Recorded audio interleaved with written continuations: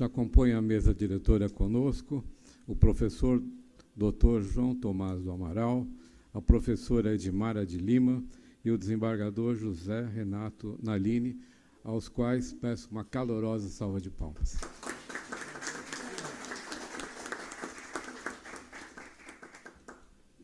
Bom, damos início a mais uma reunião mensal do Comitê de Civismo e Cidadania, pedindo a todos que, em posição de respeito, ouçam o hino nacional brasileiro.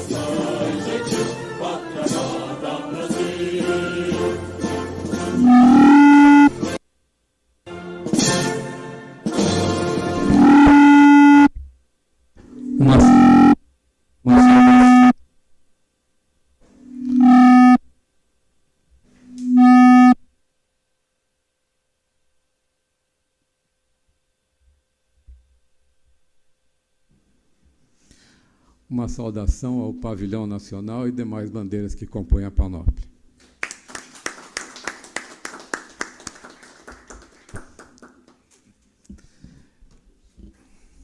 Iniciamos comentando a respeito das efemérides do mês e do período.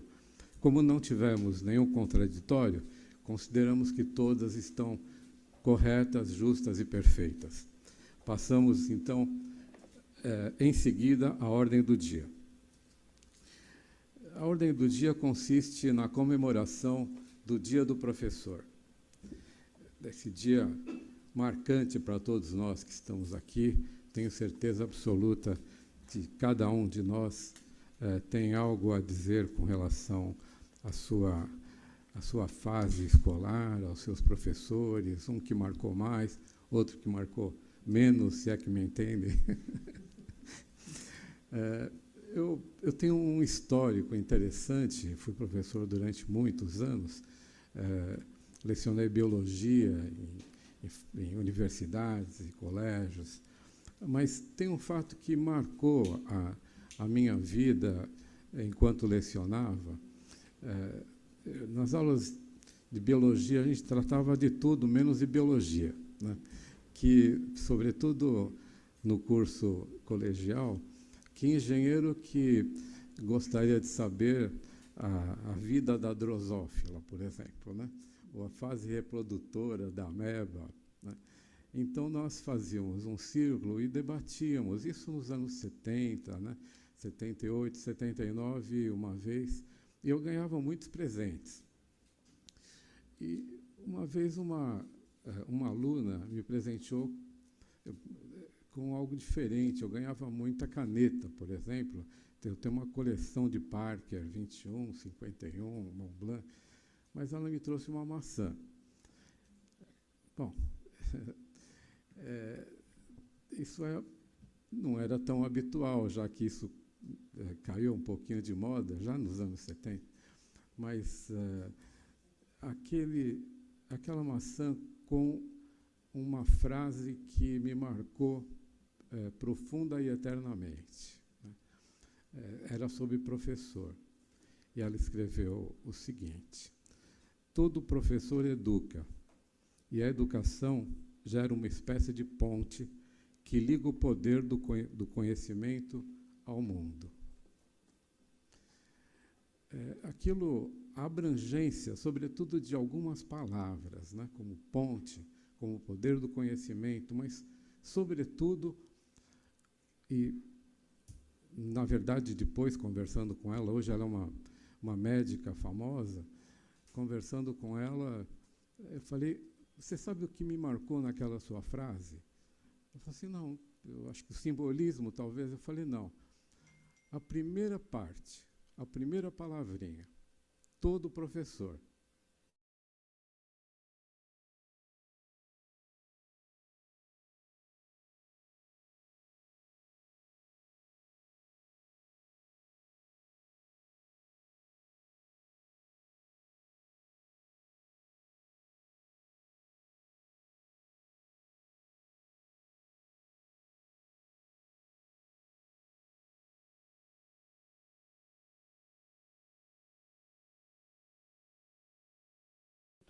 Graduação em Pedagogia pela Universidade 9 de Julho, em 1979. Graduação em Ciências, licenciatura plena em Matemática pela Universidade de Mogi das Cruzes, em 76. Mestrado em Educação Matemática pela Pontifícia Universidade Católica de São Paulo, em 1991. E doutorado em Educação e Ensino de Matemática e Ciências pela Universidade de São Paulo, 2014. Comentário só, além disso tudo, o Dr. João Tomás Amaral é um dos maiores conhecedores de chorinho do Brasil. Esse foi eu que adicionei isso aqui. Gostaria de ler agora o mini currículo da professora Edmara de Lima, nossa confreira. Edmara é pedagoga com formação em psicopedagogia e no sistema Montessori de educação. Presidente da Organização Montessori do Brasil, OMB, diretora pedagógica do Instituto Edmara de Lima, diretora pedagógica da Prima, que é a Escola Montessori de São Paulo, de 1981 a 2022, membro do Conselho Nacional da Associação Brasileira de Psicopedagogia, de 2004 a 2022, associada da American Montessori Society, AMS, e da Associação Montessori Internacional, AMI, membro do Comitê de Civismo e Cidadania, COCID, da Associação Comercial de São Paulo. E a honra dele também o currículo do Dr. José Renato Nalini, que é secretário executivo de Mudanças Climáticas da Prefeitura de São Paulo. Foi secretário de Estado da Educação e presidente do Tribunal de Justiça de São Paulo. Atual secretário e imortal da Academia Paulista de Letras e membro da Academia Brasileira de Educação. É reitor da UniRegistral, professor universitário, autor de dezenas de livros, Ética da Magistratura, A Rebelião da Toga, Ética Ambiental, entre outros títulos. Excelente conferencista. Muito obrigado. Então, dando início, professor, com os senhores, senhoras e senhores, professor doutor João Tomás do Amaral. Por favor. Boa tarde, eu quero agradecer essa parceria que o Instituto Histórico e Geográfico de São Paulo tem feito com a Associação Comercial de São Paulo, em particular com o Comitê de Civismo e Cidadania, e particularmente, né, saudar o doutor Samir, o doutor Savelli, o doutor Renato Nalini, a professora Edmara, a oportunidade de aqui estar. Quero dizer que quem estaria aqui nesse momento era o professor doutor Nilson José Machado, que por conta de agenda estou aqui para a gente poder falar um pouquinho a respeito da educação, né? A minha experiência na educação também passa pelo ensino fundamental, médio, na parte de magistério, direção, no superior também, em alguns cargos administrativos. E talvez uma das questões que mais chama a atenção é exatamente a minha atividade na área de formação de professores de matemática, falando de educação, e também no curso de biologia e ensinando estatística no curso de psicologia. Na engenharia, aí é uma outra vertente. Mas, ao ficarmos na questão da educação, eu quero dizer que essa trajetória como aluno e como professor faz com que eu tenha passado por 3 grandes pilares da educação brasileira. A legislação federal, a 4.024, que é, vamos dizer assim, a Lei de Diretrizes e Bases da Educação Nacional de 1961. Depois entra a 5.692 de 1971, então praticamente a gente tem uma vigência de 10 anos. A 4.024 eu participo como aluno, mas já a 5.692 de 71 como aluno e como professor. E aí a mais recente que nós estamos vivenciando é a 9394, a Lei de Diretrizes e Bases da Educação Nacional, de 1996, que ela já vem na sequência de uma discussão da Unesco do chamado Relatório Delors, que vamos dizer assim, as indicações da educação para o século XXI. Então, nós estaríamos nessa vigência. Porém, essas são as legislações, e lembrando que a 9394 de 96 foi no governo Fernando Henrique Cardoso, e o ministro da Educação era o saudoso Paulo Renato. Bom, eu estou citando esses 3 aspectos legislativos, e principalmente esse mais recente, porque é ele que, na verdade, embasa as ações de caráter educacional, vamos chamar assim por enquanto, para o século XXI com os países membros da ONU. O relatório Delors foi o grande embasador de muitas legislações que aconteceram ao redor do mundo dos países membros. E esse relatório Delors vai trazer talvez, pegando aqui o tema da nossa conversa de hoje, em homenagem ao professor, as raízes da educação na economia e na ecologia. Então, eu vou lembrar que, em 2000, surge um programa para avaliação, um programa internacional de avaliação de estudantes, que é o PISA, né? Que, na verdade, hoje é talvez a avaliação mais importante que se faz no mundo todo. E o Brasil, por não ser membro da Organização de Cooperação e Desenvolvimento Econômico, o Brasil é convidado a participar desde o primeiro exame. E lembrando que, na verdade, o Brasil, desde esse primeiro exame, vem frequentando os primeiros lugares na classificação inversa, do melhor para o pior, né? E eu trago essa informação para atender, então, as raízes da educação na economia. Então, hoje, nós temos muito mais pessoas falando de educação, trilhando caminhos da educação, que estão na área da economia do que propriamente da área da educação. Então, muitas indicações vem da área econômica do que vem da área educacional. Então, o PISA tem sido o grande norteador. E o PISA é um exame, eu, como diretor de escola de ensino médio, tive a oportunidade de passar por um exame PISA no Brasil, aqui em São Paulo. Né? Nós participamos, o grupo de alunos com 15, 16 anos passaram por essa avaliação. Então, eu acho que isso chama a atenção e nós vamos ter uma legislação lá atrás que começa a falar de salário e educação. As empresas são chamadas para poderem, na verdade, dar subsídio para os trabalhadores fazerem com que os seus filhos estejam na escola. Então, a presença da questão econômica na educação, ela não é nova, só que hoje nós temos uma ênfase bastante significativa. Quando eu falei da legislação, que procura dizer que é Plano Nacional de Educação, é importante entender que muitas vezes nós estamos falando não de educação, mas estamos falando de escolarização, porque a gente vai falar, nós vamos tratar, esses documentos vão tratar única e exclusivamente do ambiente escolar.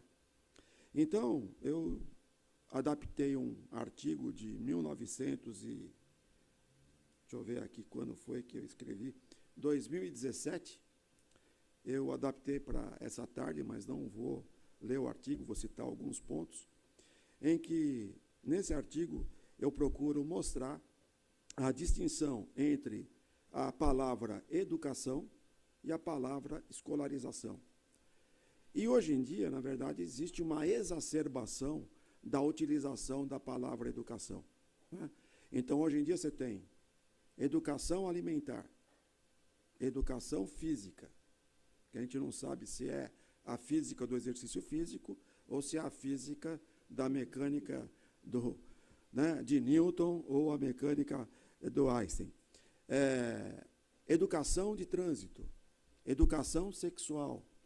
Então, existe uma exacerbação da utilização da palavra educação com alguns adjetivos.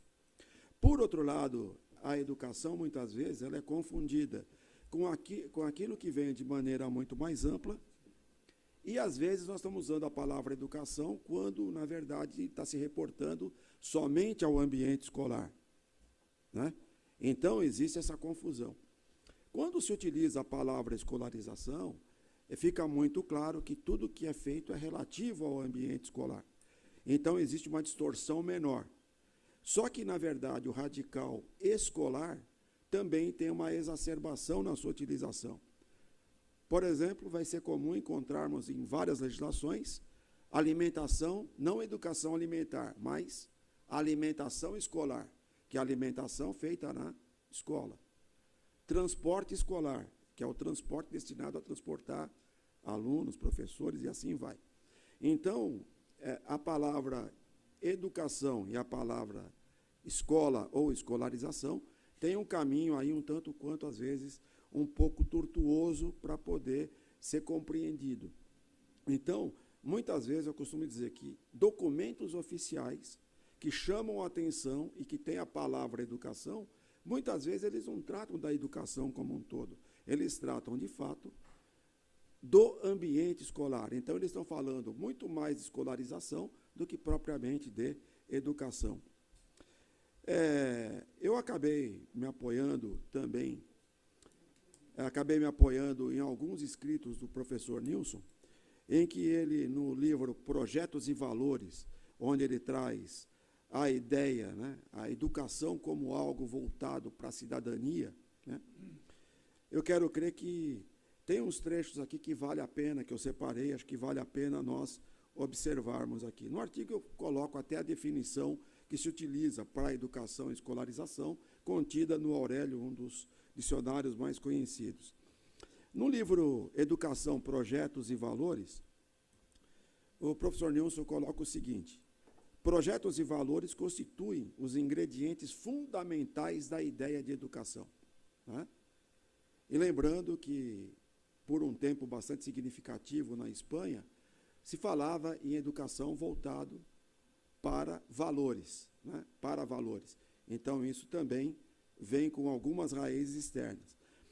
E aí ele acrescenta: a palavra educação sempre teve o significado associado à ação de conduzir a finalidades socialmente prefiguradas, o que pressupõe a existência e a partilha de projetos coletivos.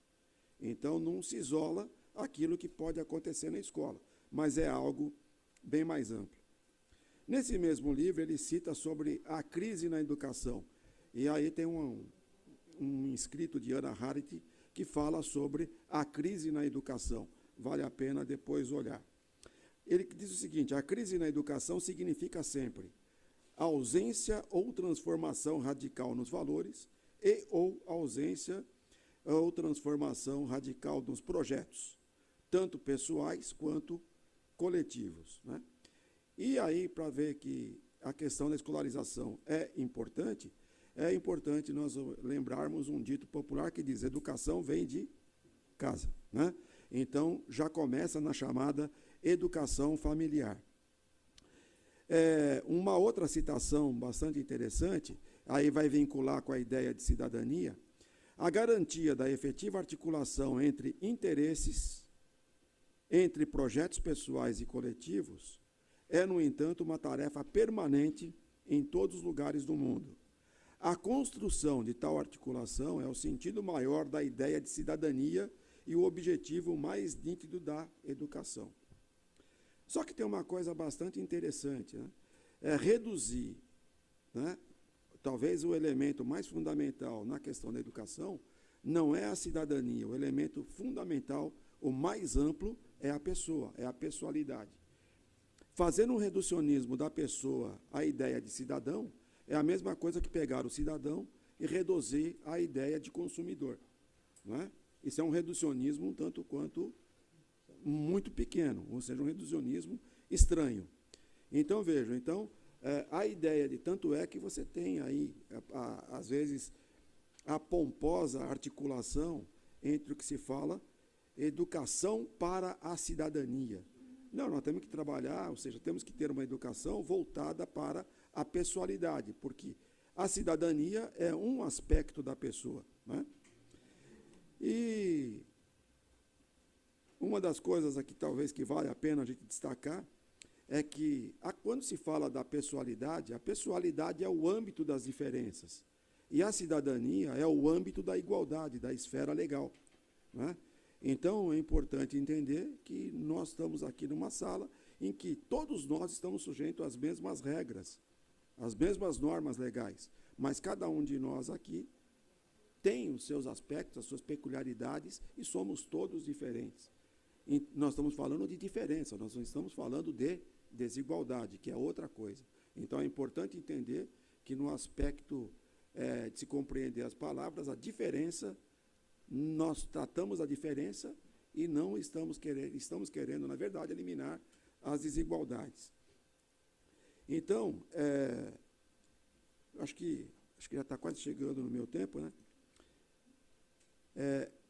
Quando eu comentei a respeito dessa questão da escolarização e da educação, eu gosto muito de um provérbio que está contido num dos livros do José Antônio Marina, que ele traz que a questão da escolarização, ela é uma parte importante do processo educativo, mas ele não é único, né? Ele não é único.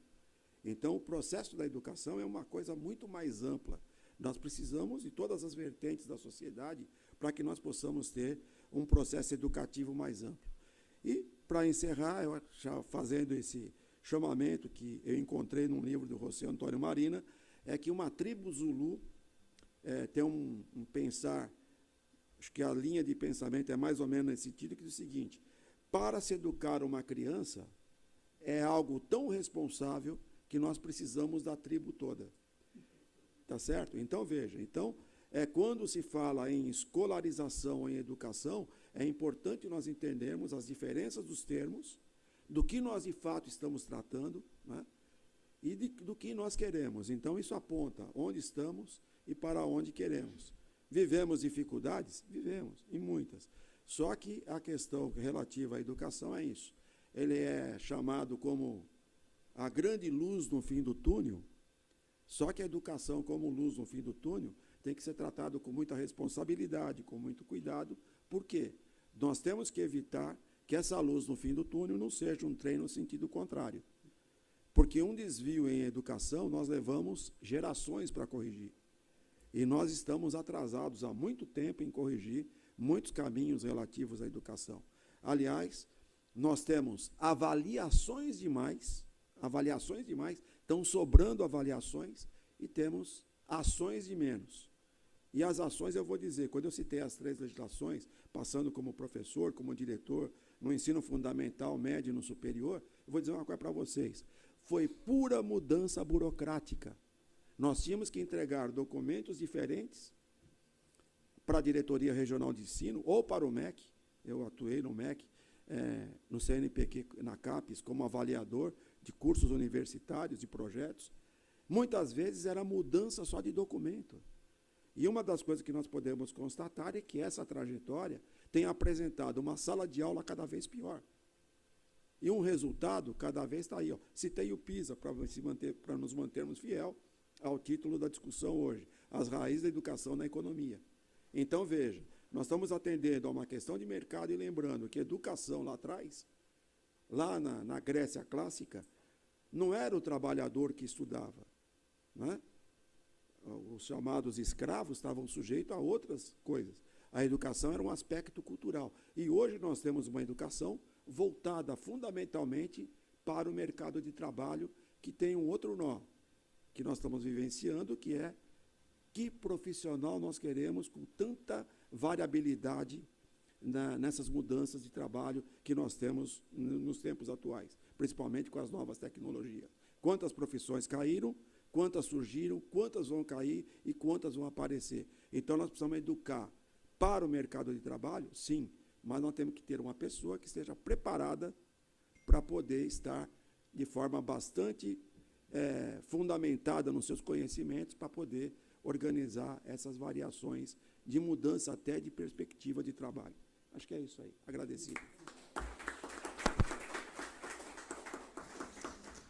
Apenas para coordenar a parte cronológica da reunião, nós teremos 3 apresentações de 15 minutos cada e, em seguida, responderemos as perguntas, que serão feitas por escrito, aqueles que já temos algumas aqui na mesa, e vamos separar por tema e tentar compilar para que não fique muito maçante. Quero registrar a presença do Dr. Gabriel Coati, representando o reitor do Centro Universitário de Belas Artes de São Paulo, Dr. Paulo Antônio Gomes Cardim, a quem gostaria que levasse o nosso carinhoso abraço. Queria registrar também a presença do Dr. Jorge Nicolich, representando a grande loja maçônica do Estado de São Paulo. Está ali. Também leve nosso carinhoso abraço ao nosso sereníssimo grão-mestre, Jorge Haddad. Tem a palavra nossa querida concidiana, confreira, professora Edmara. Boa tarde a todos. Diferentemente do João Tomás, eu sou do chão da escola. Eu vivo a escola básica e em diversas situações, em diversas funções. E o que eu sinto nesse decorrer, eu me formei primeiramente em 68, então faz um pouco mais de 50 anos que eu estou na sala de aula. O que o Estado de São Paulo e a cidade de São Paulo conseguiram nesse tempo todo foi fornecer escola praticamente para todos. Nós temos estrutura física para isto. O que está faltando, e não só em São Paulo, mas eu me atrevo a dizer que é no Brasil, é a educação de qualidade, né? O João Tomás falou na questão da cidadania e da pessoa. Nós não só teremos bons profissionais se nós tivermos boas pessoas. O cidadão é, antes de tudo, uma pessoa, a singularidade. Eu peço licença a vocês para ler um trecho da minha maior mestra, que é Montessori. Ela escreveu esse parágrafo em 1947. E ela diz: é necessário que a personalidade humana esteja preparada para o imprevisto. desenvolver o poder de se adaptar rápida e facilmente, ter um caráter forte e raciocínio rápido, reforçar os princípios morais e ter habilidades práticas para enfrentar as dificuldades da vida. Adaptabilidade. Esta é a qualidade essencial, pois o progresso do mundo está abrindo novas carreiras, fechando ou revolucionando os tipos tradicionais de emprego. Em 47. E se ela tivesse escrito isso a semana passada, ela estaria bem atualizada. Então, é nesse sentido que eu vejo que os pensadores, Tomás falou muito em Delors, né? Jacques Delors fez uma revolução nos princípios e objetivos da educação. Nós temos que ter currículos a serviço da vida, e creio que o Nalínio vai conseguir atingir esse objetivo. Se nós não tivermos a noção de preservação de vida, isto é, não é só a vida humana. Se a gente analisar rapidamente a história, no princípio, nós venerávamos os deuses. Os deuses eram as causas do clima, bom ou ruim. Depois, nós entramos numa época que eu chamo de antropocêntrica, isto é, o homem era o centro. Então, se estava a serviço do homem, eu posso derrubar a mata, eu posso desviar o curso do rio, eu posso construir na várzea. Então, e hoje, nós temos que entrar num período, e eu fiquei muito feliz, porque eu uso esse termo biocêntrico há algum tempo. E no último livro do Marcelo Gleiser, ele usa esta expressão, biocentrismo. Então, eu acredito que a educação, hoje, ela tem que ser biocêntrica, isto é, ela ter a vida como centro. A vida vegetal, a vida animal e a vida humana, e não somente o humano. E é tão engraçado, outro dia eu atendi um telefone, e assim que eu atendi, eu ouvi a seguinte voz. Aqui é o robô Charles, que está lhe comunicando. Se você quiser falar com os humanos, ligue amanhã a partir das 8h. Eu posso dizer aos senhores que eu fiquei estarrecida, né, com isto. A que ponto nós chegamos? Eu posso escolher entre falar com o robô Charles ou com o humano que vai me atender no dia seguinte.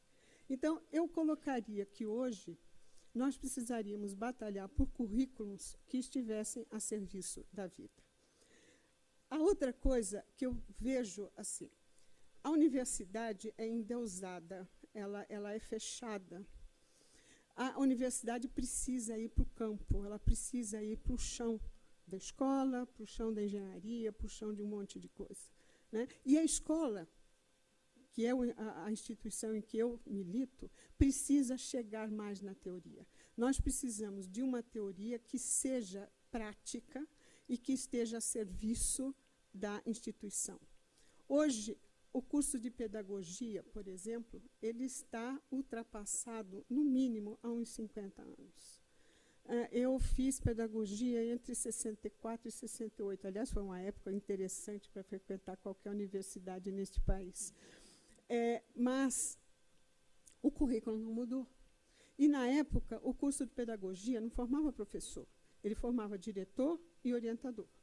O currículo continuou o mesmo, só que hoje são os professores que são formados. Então, nós não temos formação de professores nesse país. Precisamos ter essa atenção. A outra coisa é a questão das avaliações nacionais. O secretário Paulo Renato, e depois ministro, eu tive o privilégio de conviver com ele em algumas situações, ele instalou a questão de avaliação de uma forma muito interessante. Hoje nós temos muitas avaliações e pouca ação posteriores à avaliação. Nós não sabemos aproveitar o resultado dessas avaliações. João Tomás falou no PISA. Eu li uma avaliação dos brasileiros que fizeram o PISA, eu não vou me lembrar agora qual foi o ano. Mas uma das piores performances tinha sido em línguas. E os avaliadores escreveram o seguinte: o brasileiro acha demais, ele não argumenta com cientificidade. Então, alguma coisa está acontecendo, né? E quando a gente vai analisar um livro didático de português, e eu agora estou bem no chão da escola, né? Você percebe que dos textos do livro, 70% a 75% desses textos são literários. Nós não temos textos científicos nem textos informativos na mesma proporção. E se eu pensar que o menino que hoje está terminando o 5º ano, o que nós chamamos de anos iniciais do fundamental, ele vai ter mais 4 anos de fundamental, 3 anos de médio e, no mínimo, 4 anos de universidade, se ele tiver essa sorte, onde ele vai trabalhar com textos científicos e textos informativos. No texto literário, não existe certo e errado. Eu posso achar. Eu posso opinar. Né? No texto informativo e no texto científico, eu tenho que ter argumento. Então, quando o nosso livro didático desclassifica a cientificidade do texto, né, o que nós podemos esperar? Então, eu sinto que a gente tem que... Muitas mudanças têm que vir para a gente sair do atendimento para um atendimento de qualidade. Né? E isto passa, primeiro e antes de tudo, pela formação do professor. Se nós não tivermos uma formação de professor eficiente, nós não teremos uma escola eficiente.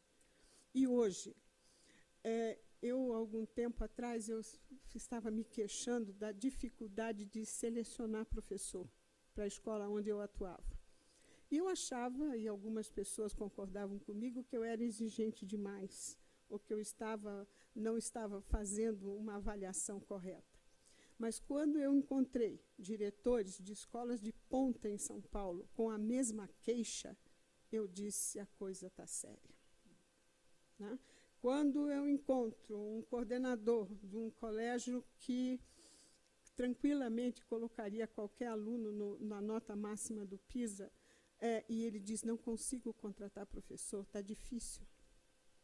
Né? Tem muita gente, mas eu preciso de bons professores. Então, esse eu acho que é o ponto inicial de qualquer mudança. Se nós não mudarmos a formação de professores, nós não mudaremos a escola, nós não mudaremos os resultados das avaliações. Nessa questão, passa um outro ponto que eu gostaria de ressaltar. O doutor Naline foi secretário de Educação, e eu tenho quase que certeza que ele pode concordar comigo.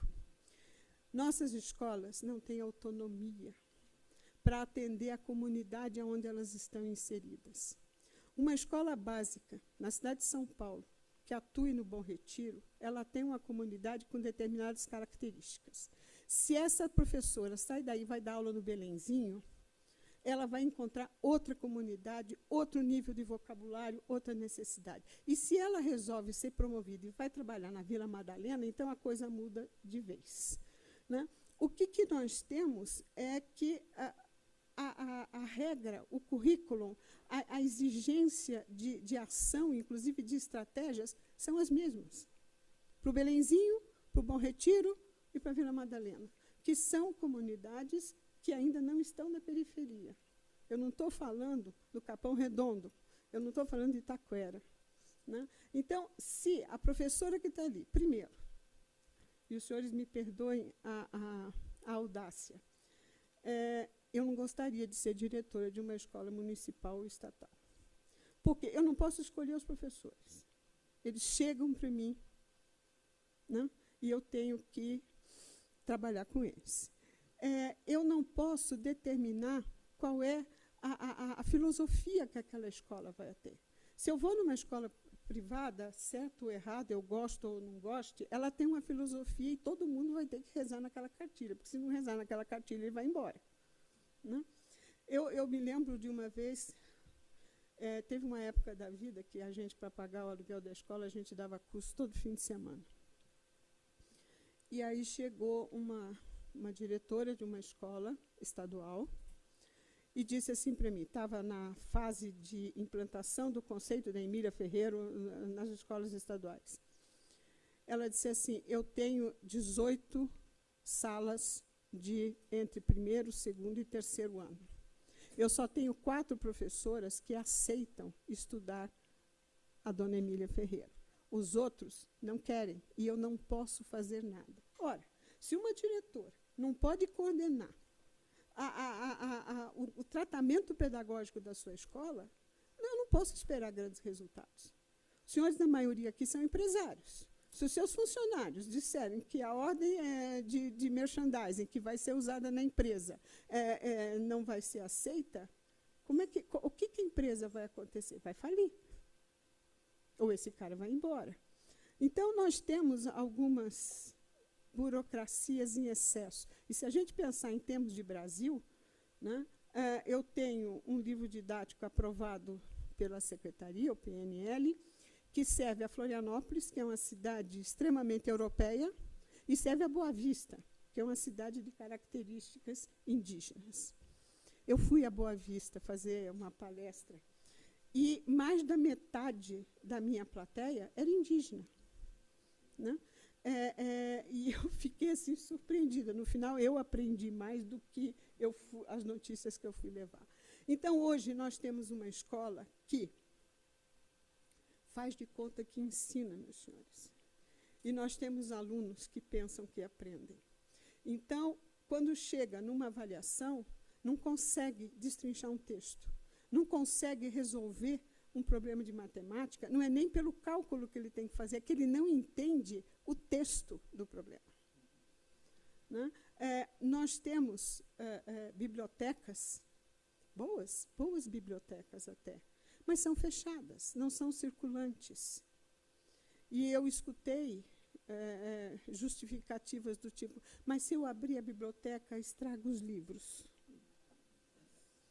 Né? Eu disse, minha senhora, deixa que estraguem. Né? É tão gostoso pegar um livro num sebo usado que você viu que passou por muitas mãos, que serviu a muitas pessoas. Né? Então, eu sinto o seguinte, sou montessoriana por formação e por muitos anos, acredito nessa metodologia, mas tenho bom senso e experiência suficiente para achar que não é o único caminho que é possível. O que nós precisamos é de escolas que saibam o que querem, com princípio filosófico, com princípio metodológico, e que o diretor tenha autonomia para formar equipes. Formar a equipe que serve ao Capão Redondo, uma equipe que conheça o vocabulário do Capão Redondo. Né? É impressionante quando você conversa com meninas. Ontem eu atendi uma estagiária, eu fiquei meia hora com ela conversando, porque ela queria cair fora do estágio, na expressão que ela usou comigo, porque ela tinha sido humilhada por um aluno. Note-se que o aluno tinha 4 anos. Então, se uma menina não está preparada para trabalhar na educação infantil e entender como é que uma criança de 4 anos age, o que vai acontecer quando esse menino fizer 5? Né? Então, eu ficaria batendo nesta tecla. Senhores, se nós temos alguma possibilidade, nós temos que batalhar pela mudança do curso de pedagogia, e nós temos que batalhar por uma formação de professores que seja eficiente. Só assim nós teremos uma escola de qualidade que vai atender a todos. E eu sei que o Naline vai entrar na questão de ecologia. A Montessori tem um livro que ela chama de Erkinder, que são os filhos da terra.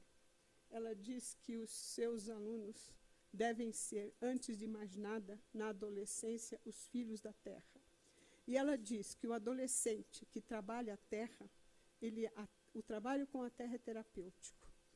Então, eu visitei algumas escolas nos Estados Unidos que trabalham dentro dessa metodologia, e todas elas tinham grandes hortas e grandes canteiros. Não só no sentido de fornecer para a cidade, que era o objetivo, de fornecer mudas já crescidas para fazer a rearborização da cidade, mas principalmente para dar terra para os meninos. Então, eu ficaria assim.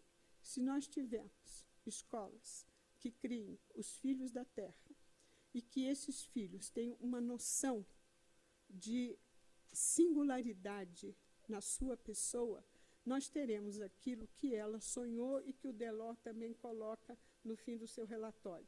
Nós teremos cidadãos não paulistas, mas universais. Aqueles que sabem que o que nós fazemos aqui vai repercutir logo ali, do outro lado do oceano. Acho que esse era o principal recado que eu poderia deixar aqui hoje. Muito obrigada. Obrigada, Nani.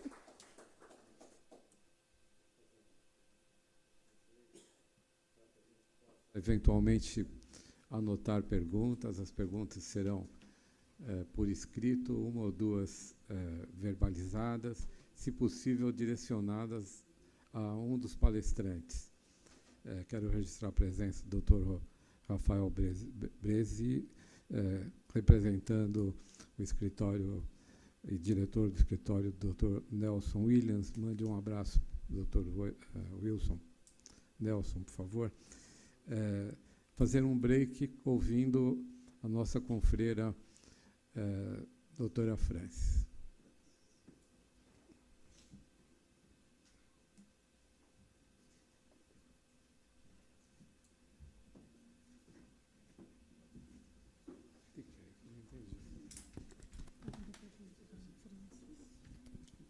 Já foi lido, né?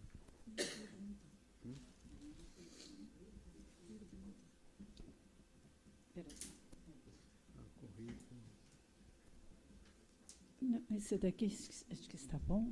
Boa tarde a todos. Para minha satisfação, primeiramente cumprimento a mesa e, cumprimentando a mesa, cumprimento a todos. Quando o nosso coordenador, Samir, me convidou para fazer essa declamação, ele não sabia que o querido Paulo Bonfim, a minha colega de Bonete, cujo outros confrades fazem parte da Academia Cristã de Letras, o doutor Naline, o Bressani, o Gabriel, e nós temos a de Bonete. A de Bonete, ela ficou muito tempo com o Paulo Bonfim. E quando ele faleceu, ela me deu este pin em ouro, que representa um simbolismo cristão. E hoje, eu, mexendo lá nas minhas coisas, veio-me à mão. Então, eu fiz questão de colocar aqui. Viu, Sérgio? Então, essa é aquela resposta que eu não quis lhe dar naquela hora. E quando a gente fala de Paulo Bonfim, nós sempre nos recordamos dele como o príncipe dos poetas, como poeta. Mas, na verdade, nós não devemos nos esquecer que Paulo Bonfim foi um professor que cantou, que poetou muito bem a nossa cidade. Então, dele, Dia do Professor. Dia do Professor. Dia de professar amor. Dia de semeadura. Dia da colheita. Dia da saudade. Dia da esperança. Dia do professor. Dia da gratidão.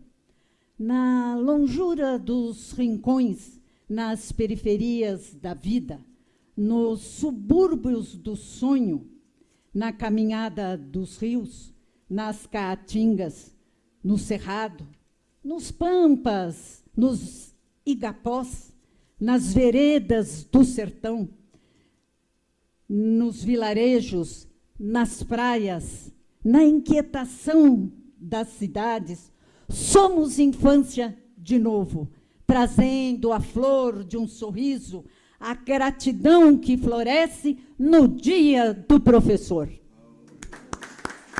Paulo Bonfim. Obrigado, Francis. Tem a palavra, então, o doutor Renato Naline.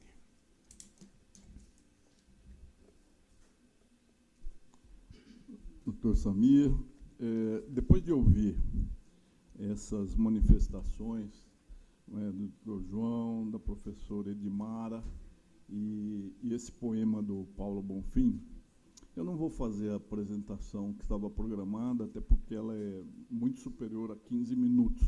Mas o que eu ouvi me levam a fazer algumas observações de quem passou pela angústia de ser titular da Secretaria da Educação do Estado de São Paulo, não é?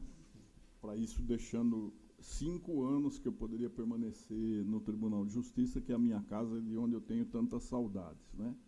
Eu poderia dizer que a nossa secretaria, ela também tem uma função pedagógica, não é? Porque é uma secretaria que tem por finalidade fazer articulação entre todas as demais, com as empresas municipais, com a sociedade, com a academia, com as entidades do terceiro setor e com toda a sociedade a quem está faltando letramento ambiental, está faltando letramento ecológico, não é? Muitos dos problemas que São Paulo tem, esta megalópole com quase 13 milhões de pessoas, poderiam ser pelo menos atenuados se as pessoas tivessem consciência de que os 3 grandes vilões que vão acabar mais cedo com São Paulo do que ela gostaria são o transporte, quase 8 milhões de carros movidos a combustível fóssil, que despeja veneno na atmosfera e causa o aquecimento global, a energia estacionária, que também emite muito carbono, e o resíduo sólido, né? O nosso descarte insensato, exagerado, são 15 mil toneladas de resíduo sólido por dia, né? Aquilo que nós chamávamos lixo, nos países mais adiantados, isso se converte em dinheiro. Aqui, para nós, não. Vai parar em aterro sanitário. Um pequeníssimo percentual, entre 3% e 4%, é que são reciclados. O restante vai para aterro sanitário, que é um mal, não é uma coisa saudável, né? Então, de certa forma, eu continuo na missão educativa. Mas eu vou contar, e concordo plenamente com o que foi dito, né? Gostei demais das exposições, e a sua observação, a sua constatação de educadora da vida inteira, coincide com o meu feeling de quem foi chamado a assumir esse cargo numa situação de emergência do Estado, com 300 escolas invadidas, e o governador estava desesperado, preciso do presidente do tribunal para tentar resolver essa questão, né? Que proveio de um defeito de comunicação do meu querido antecessor, o professor Herman, que falou em reorganização, mas a leitura foi, ele vai fechar a escola, vai fechar a escola. Não era isso, ele constatou que algumas escolas do centro de São Paulo tinham 40 salas e 3 salas apenas ocupadas. A cidade mudou, o centro esvaziou, não é? Então, como é que se pode conservar edifícios dessa dimensão vazios, ociosos? Então, ele ia fazer uma reorganização, não conseguiu transmitir isso, e a população, né, ideologicamente manipulada, começou a invadir escolas. Não eram estudantes que invadiam escolas, eram pessoas de movimentos sociais, né? Mas as escolas estavam impedidas de funcionar. Então, quando eu assumi essa secretaria, não tinha a certeza, não tinha conhecimento da dimensão da Secretaria de Educação. Ela tem 400 mil pessoas na folha de pagamento. 400 mil pessoas. Era exatamente, nessa época, 10 vezes o meu pessoal do Tribunal de Justiça. Eu tinha 45 mil funcionários, entre juízes e funcionários. Fui para uma secretaria com 400 mil pessoas. Com centenas de milhares de funcionários afastados.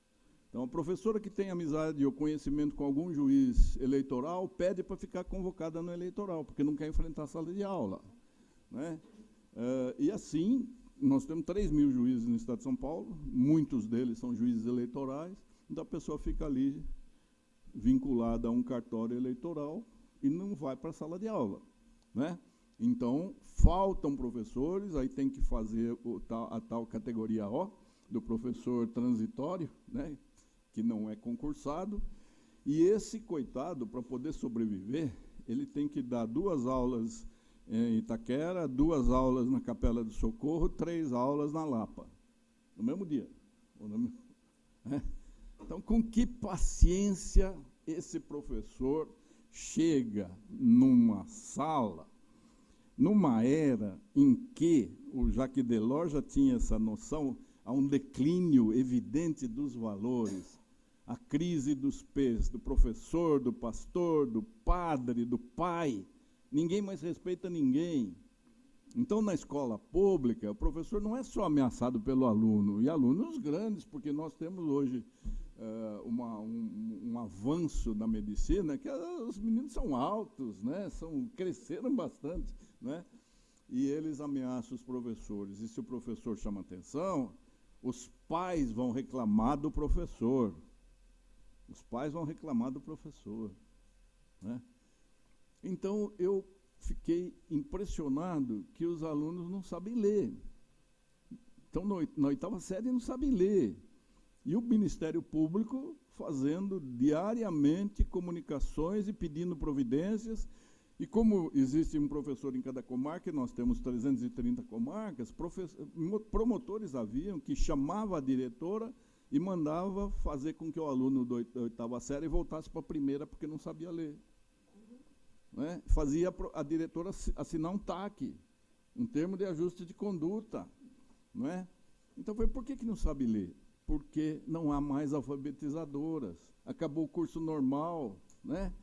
Então, a minha ideia era recrutar as professoras aposentadas, aquelas que sabiam alfabetizar, mas encontrei resistência interna na Secretaria de Educação e na Fazenda. Né?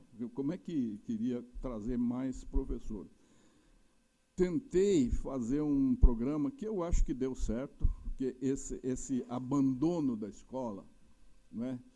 Professor ganhando mal e a secretaria gastando uma fortuna, porque para sustentar aquele aparato, né, de 400 mil pessoas, 5.400 escolas, 4 milhões de alunos, criou-se uma estrutura funcional imensa, só para a burocracia. E tudo centralizado em São Paulo. Não é? Então, tentei fazer, falei, vamos pegar essa verba e distribuir para cada diretor. E ele faz o que ele acha, o que precisa ali. Né? Evidentemente, eu tinha um procurador-geral, é sempre a área do direito que cria problemas. O procurador-geral falava assim, ninguém foi preso por falar não. Governador, não faça isso que é fria. Ah, então é isso mesmo. Não permitia. Né? Fui ao reitor da USP, era o doutor Zago. Falei, doutor Zago, o senhor tem faculdade aqui de educação, faculdade de pedagogia, e eu queria ver o que é que a gente pode fazer para ter uma alfabetização. E falei, não se iluda. Quem estuda aqui na USP, quer fazer dissertação, mestrado, doutorado, pós-doutorado, quer fazer pesquisa, ninguém suporta sala de aula. Ninguém suporta sala de aula. Né? Então, eu concluí que educação é uma coisa muito séria para se deixar na mão do governo.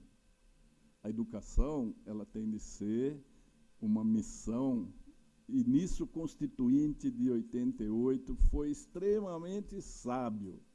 Quando a gente vê o artigo 205 da Constituição, ele fala a educação, direito de todos. Veja que aí já está implícita a ideia de que a educação é um processo permanente. Aqui o professor João citou alguns brocardos, aí, alguns ditados. Os chineses falam, você quer educar bem uma criança, comece 100 anos antes dela nascer. Nós precisamos de planejamento, nós precisamos de ter um projeto consistente. Né?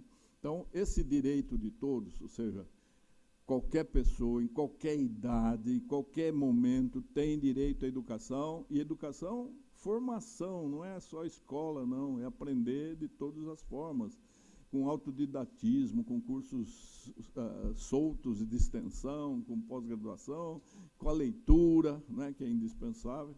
Então, esse direito de todos é dever do Estado, da família e da sociedade. É o que está no artigo 205 da Constituição.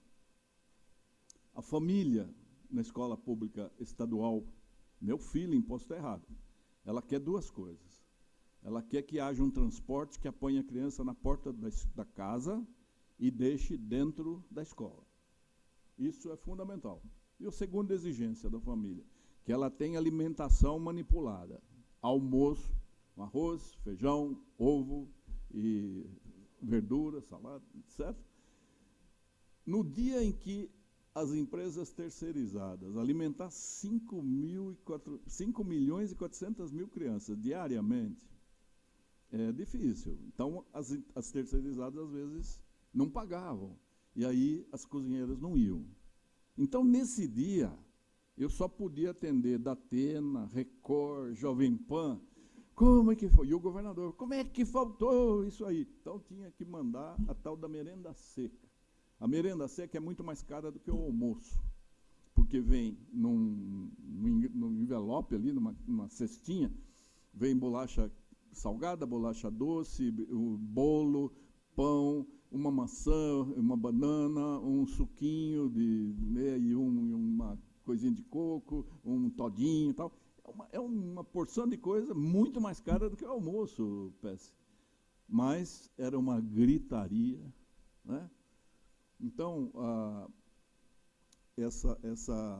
o Estado, pelo menos a professora falou, ele construiu a universalização do que se chama educação, que não é ainda educação, mas a universalização, né? Tem mais de 200 mil professores, né? Embora nem todos estejam na sala de aula. E o Estado faz, a família faz quase nada. A família não comparece às reuniões de associação pais e mestres, só faz reclamação. Mas não faz reclamação na escola, faz reclamação com essas redes sociais, são um veneno, né? Porque espalha-se a inverdade, a coisa fake, o boato, a maledicência, né? Então, e tudo vai parar no gabinete do governador, que quer, sabe o quê? Boa avaliação. Ele quer que nas avaliações o Estado esteja na frente. Como é que Ceará deu certo? Como é que Goiás deu certo? Né? Então, com base nessas pretensões, nós vamos esquecendo, né, que a sociedade também não participa. Eu tentei fazer um projeto e deu certo, no meu entendimento, que era adoção afetiva. Eu comecei a chamar para empresas, bancos, igrejas, maçonaria, clube, todo mundo que quisesse, pastor, sacerdote, ogum, xamã, todo monge, todo mundo. Aproxime-se de uma escola e leve o que está faltando para a escola, carinho. Se interesse pela escola, né? E deu tão certo que eu tive pessoas que adotaram a escola e investiram materialmente na escola, fizeram quadras, mudaram as bibliotecas e comemoravam o aniversário das crianças que não tinham aniversário, nem comemoravam, então faziam o aniversário da semana, do mês, etc. Eu fui muitas experiências, achei muito boa a ideia. Evidentemente, quando saí, acabou, porque as próprias diretoras não queriam intromissão de gente estranha dentro da escola, né? Com isso, nós esquecemos o que o Constituinte falou que a educação deve fazer. Então, vejam que a gente critica tanto a Constituição de 88, mas ela tem esse artigo que é muito importante. Ela fala que esse direito de todos, dever do Estado, da família e da sociedade, tem 3 finalidades. A primeira é propiciar ao ser humano que ele apreenda conhecimento permanentemente durante toda a sua vida e chegue à plenitude possível, porque o nosso caminho é a perfectibilidade. Você tem que saber um pouquinho mais a cada dia. Dia que você não aprende nada é um dia perdido, desperdiçado. E nós temos muito pouco tempo para ficar aqui. algumas décadas, não mais do que isso. Né? Então, a gente tem que aproveitar. Então, veja que coisa, que lição boa. A segunda é capacitar para o trabalho. O Constituinte nem falou em emprego, porque ele já sabia, como a Montessori, e hoje muito mais agudamente, que tem 300 profissões na linha de extinção. Então, ali na linha de tiro, estão sendo abatidas. Aquelas que nós precisamos não tem nome ainda e não tem preparação porque a escola não acordou. Não é? Então, é uma escola anacrônica, é uma escola que ensina a repetir. A criança pequena ainda obedece à tia. Né? Agora, se a gente fizer um percurso das escolas que têm ensino médio, em qualquer lugar do Brasil, mas São Paulo mais, porque nós temos tudo em grandes dimensões, as salas estão ociosas. Tem pouquinhos alunos dentro da sala de aula. Mas os barzinhos das imediações estão cheios. A rua está cheia. Nem o trânsito passa. Por quê? Porque o jovem sabe que é uma aula desinteressante, uma aula proferida muitas vezes por quem está cansado, está desalentado, tem medo do aluno, ou aquele que dá aula porque não tem, senão ele não come. Então, que aula ele pode dar? Como é que ele pode despertar alguém para curiosidade, pela ciência, pela pesquisa, pela leitura, se ele tem que ficar correndo de escola para escola? Não é? A terceira finalidade da educação, pelo artigo 205, é qualificar para o exercício da cidadania. A escola tem que formar cidadãos, tem que formar gente que tenha o sentido de pertencimento. Eu pertenço a uma espécie que se auto-intitula racional, embora se porte com tanta irracionalidade, acabando com o único planeta que nós temos. Né? Nós estamos escolhendo o suicídio coletivo premeditadamente, não dá mais para dizer. Nem os negacionistas hoje podem dizer que não existe fenômenos extremos, né? Que aquecimento global é invenção dos catastrofistas, dos xiitas ambientais. Nem esses mais podem falar, né? Porque está acontecendo tudo ao mesmo tempo. Então, essa é a nossa educação. Ela se esqueceu das competências socioemocionais, né? Os pensadores que enxergam muito mais à frente falam: nós estamos para tropeçar toda hora no inesperado. Não dá para fazer previsão, não dá para fazer futurologia. A realidade nos atropela, não é? E nós não criamos indivíduos que possam se adaptar a isso, que tenham capacidade emocional para vencer desafios. Então, né, a criança de 4 anos me ofendeu. Né, e isso é assédio, é um assédio, né, que me mexe comigo. Então, essas coisas. Eu agradeço muito, professor Samir, essa oportunidade que eu tive assim, de ver que existe gente pensando a mesma coisa. Eu pensei que eu fosse sozinho. Que bom que... Né, porque há milagres, porque visitando escolas do interior, de surpresa, eu encontrava uma escola em que a diretora estava à porta, recebendo os alunos, sabia o nome dos alunos, e falou: por que você faltou? E a sua mãe melhorou? E como é que está a sua avó? Então, uma diretora que no interior tem condições de observar aquela lei sociológica de pássaros de igual plumagem. Ela pega as professoras que estão confiando no critério dela, na metodologia dela, e essa escola tem fila de espera, e a escola do outro bairro ali está vazia, ninguém quer. Né? Então, existe. Agora, o Estado não tem talento e não tem vontade de investir nas boas práticas, de separar o joio do trigo e premiar quem realmente faz educação. É isso, obrigado.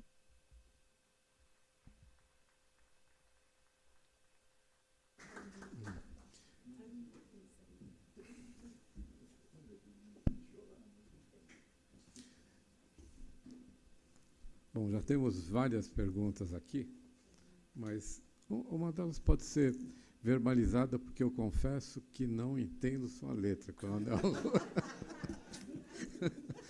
É letra de coronel. Então tem a palavra.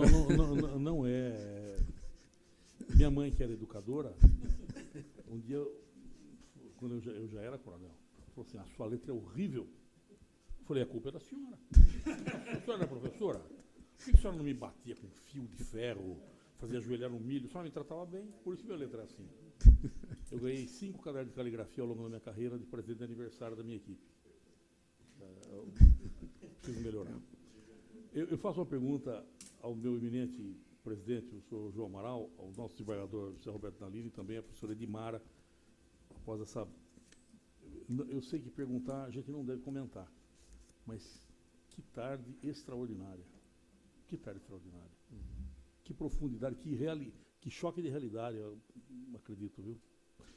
A pergunta é a seguinte: a inclusão, a educação inclusiva, hoje é uma realidade legal.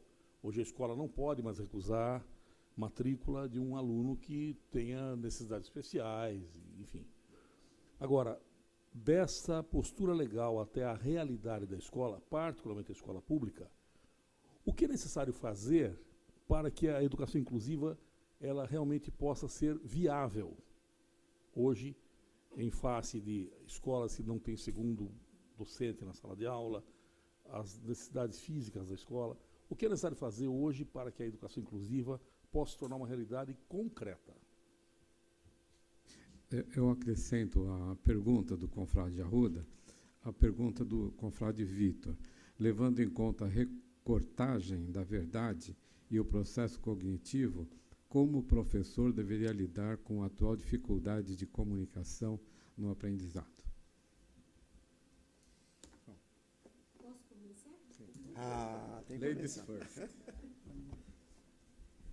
Eu sou conhecida nesse departamento da inclusão.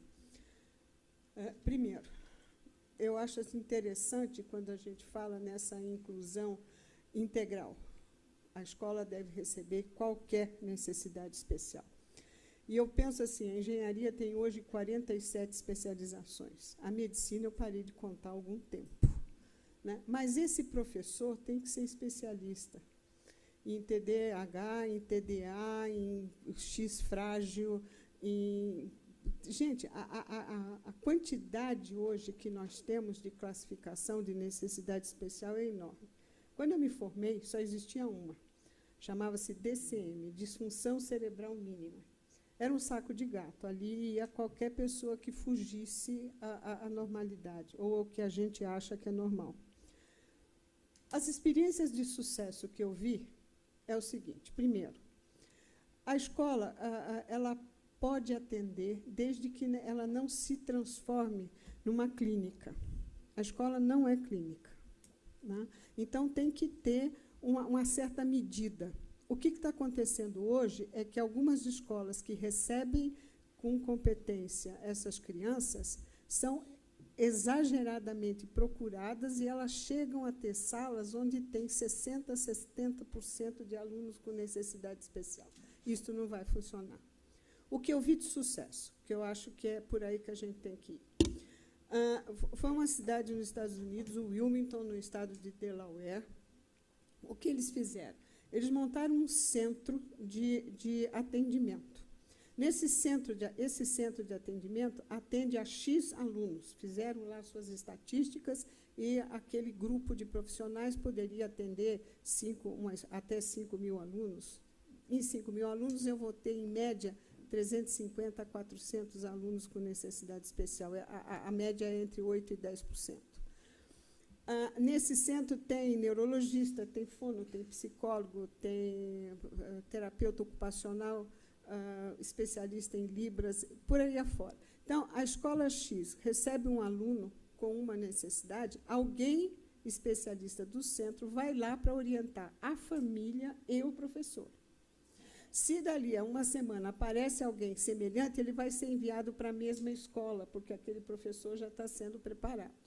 Então, o Wilmington, se não me engano, tinha 3 centros deste, é uma cidade pequena, para atender a sua população.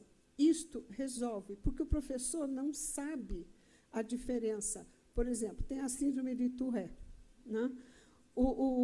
A pessoa que tem Tourette, por questões que nem os neuros explicam, tem uma fascinação pela sexualidade e pelo palavrão. Então, é um menino que chega na sala e fala tudo, a gente aprende alguns até, né, que a gente desconhecia.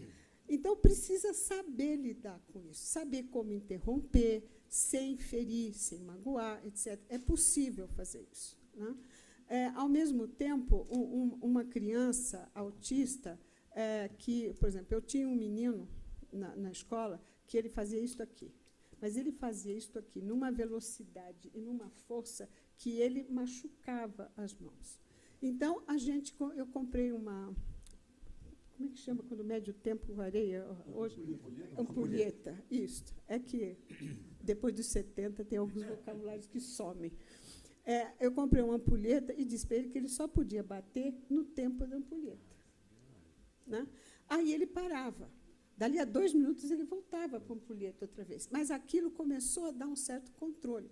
Mas eu aprendi isto com uma colega psicopedagoga que me deu essa brilhante ideia. Então, a escola sozinha não dá conta. Então, faz de conta que atende. A maioria dessas crianças estão no fundo da sala, esquecidas. E tem uma nova síndrome que eu chamo de síndrome de ghost. São aqueles alunos que desaparecem, né? O cara de X frágil que se esconde lá no fundo, o cara de Down que fica quieto lá no fundo e ninguém olha. O de TEA ninguém esquece, porque ele se movimenta, né? Então, acho que, se a gente batalhar por esses centros, a gente tem possibilidade da escola atender com qualidade. Hoje, eu conheço famílias de classe média que chegam a gastar entre 5 e 6 mil reais mês com atendimento clínico a seu filho com necessidade especial. Então, se a educação é de todos e o Estado é responsável, a gente teria que ter esses centros no Estado, porque as UPAs e as outras questões da saúde física não atendem. Nós precisamos de apoio para a saúde mental. Foi a melhor experiência que eu vi. Muito bem. Esse centro ligado à saúde ou à educação? Olha, nos Estados Unidos eles não pensam muito nisso, não, sabe? Na realidade, o que me disseram é que quem mantinha era a prefeitura. Não consegui definir de onde vinha, até porque o meu inglês também não é muito bom. Tá? João. Eu vou dar uma complementada, que é o seguinte. Em geral, sábados pela manhã, tem um amigo, irmão, mesmo de longa data, trabalhamos juntos na Universidade de Guarulhos, e nós conversamos sobre educação. Dentro da questão inclusão, o que está acontecendo neste momento em termos de Brasil, principalmente São Paulo?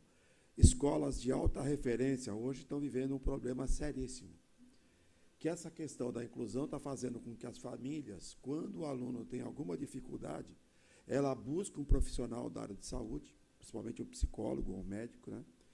E começam a trazer um excesso de diagnóstico de que há algum problema de comportamento. E tendo em vista uma outra questão, que é você não reprovar, e claro, a escola não é para reprovar, senão o objetivo do hospital seria matar, né? Então, o objetivo da escola não é a reprovação. Mas, hoje, esse excesso de diagnósticos na área da inclusão está fazendo com que muitos projetos educacionais de escolas que foram referenciais, eles acabam sendo alterados. Até porque a família traz um diagnóstico, apresenta algum tipo de tratamento, reivindica uma fragilização do processo, e aí o que acontece? O projeto educacional da escola vai por água abaixo. Com relação à questão da formação, eu tive um período de 15 dias em Leipzig, na Alemanha, acompanhando a parte educacional, na época que eu presidia a Sociedade Brasileira de Educação Matemática. Era um amigo que estava fazendo doutorado e depois, recentemente, foi vice-reitor da Unesp. Conversando na área educacional lá, encontrei, na área de educação infantil, professoras que tinham doutorado. Então, outros países, às vezes, investem fortemente numa formação para atuar não na parte de cima. Aqui a gente faz doutorado, pós-doutorado, para atuar no ensino superior. Essa experiência em Leipzig, na Alemanha, foi muito interessante, porque eu conversei com professoras que tinham doutorado atuando na educação infantil. Então, quando a professora Edmara comenta sobre a questão da formação, acho que tem esse aspecto também, que é, quando se exige qualidade de um lado, e o doutor Daline comentou da falta de participação da família, é importante entender que quando a gente exige qualidade da educação dentro do ambiente escolar, é importante entender que a família vai ter que participar. E na hora que ela é chamada a participar, aí ela não quer mais qualidade, né? Quando o doutor Daline comenta desse tipo de intervenção, também conversando com esse amigo, com o Milton, eles estavam fazendo uma mostra cultural, uma mostra de ciências, e aí o aluno não estava participando corretamente e pega o telefone celular e começa a se desviar totalmente da atividade. A professora foi lá, tomou o celular. O aluno buscou outros amigos, ligou para o pai e para a mãe, o pai apareceu na escola, diante da diretora da professora, que era o celular, pega o celular e dá para o aluno.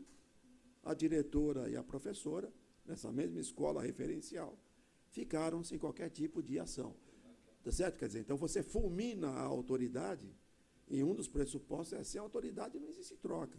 Então, como é que você vai educar? Então, conclusão. Então, existe um processo também que, no meu modo de ver, na minha prática educativa no ensino médio, uma das coisas que eu sempre pretendi fazer e implementar é que, ao lado da escola para jovens, tem que ter uma escola para a família, num horário paralelo. Então, nós temos que ter uma escola de pais, que hoje a fragilização é efetivamente grande. Doutora Naline, obrigado. Eu quero, no bojo dessa resposta, incluir uma outra pergunta, que diz respeito a essa mesma. Até onde a inteligência artificial pode prejudicar ou ajudar o ensino? No bojo da sua resposta. Ah, é? Eu vou falar primeiro da questão da inclusão. Existe como política, existe lei, né? Agora, a minha experiência assim, na secretaria, os professores não estão preparados para identificar, para diagnosticar, etc. Então, qualquer aluno que tenha qualquer mínima dificuldade de aprendizado já se rotula como autista, e o Estado tem instituições que acolhem esses autistas. E quando nós vamos verificar aquela altura, havia alunos que estavam na primeira série com quase 40 anos. Estavam há muitos anos na instituição. Uma instituição que o Estado paga 9 mil, 10 mil, 13 mil, conforme a instituição, né? E se a professora ou o professor tivesse um pouquinho de paciência para acompanhar aquele que tem dificuldade natural, as pessoas não são iguais umas às outras, nós somos todos heterogêneos, graças a Deus, né? Então, alguns aprendem mais rápido, outros não. Mas a volúpia pelo bônus, né? Porque a escola tem que... o que acontece? Acontecia, pelo menos, hein? Pode ser que tenha mudado, espero. A educação tem a maior verba orçamentária. Enquanto a União reserva, a Constituição da República reserva 25% do orçamento para a educação, São Paulo destina 30%. É muito dinheiro. Quando vai chegando setembro, outubro, aquela verba empenhada, ela foi paralisada por culpa de quem? Da Justiça. E nas licitações dá uma liminar para aquele que não ganhou, então interrompe-se a construção de uma escola, interrompe-se a aquisição de TI, e sobra aquele dinheirão. E aí o governador fica morrendo de medo de ser acionado pelo Ministério Público ou pelo Tribunal de Contas, porque não aplicou a verba da educação. Então, o governador Serra inventou o bônus. Então, aí, as escolas que dão certo, divide-se a verba que sobrou para toda a escola. Desde o porteiro até o diretor, todo mundo ganha uma mesma verba, que chega a ser significativa, né? Então, como é que se faz? É mérito. O mérito é fazer uma avaliação a cada 2 meses. Aí, o que eu percebi, assim, talvez também pode ser erro de visão, de ótica, de secar olho, assim. As professoras ficam quase uma semana preparando a prova e os alunos soltos. Depois aplica-se a prova, aí fica uma semana corrigindo a prova. E isso a cada 2 meses. Então, é uma interrupção contínua. E aí o aluno não pode falhar. A classe tem que dar certo. Então, aquele que mostra qualquer dificuldade, esse é expelido. E vai para as instituições. Nós vamos estigmatizar como autista pessoas normais que têm apenas uma pequena dificuldade de aprendizado. Eu acrescentaria 2 coisas. Primeiro, é terrível, mas está acontecendo. Existem outros bônus para as famílias que têm essas crianças. Isenção de rodízio é um deles. Isso mesmo. Então, tem muita família pressionando alguns profissionais para ter o diagnóstico, para obter isenção de rodízio. Né? Isso é o mínimo que a gente pode saber.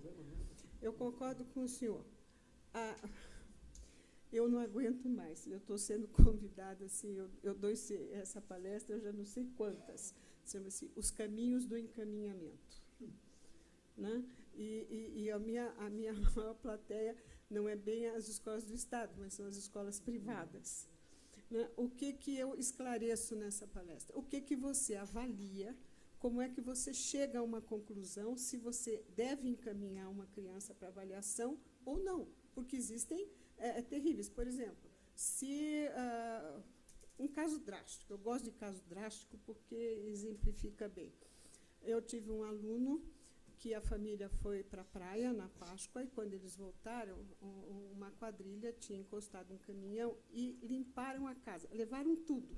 Do fogão, da geladeira, das roupas, não sobrou nada, só as paredes.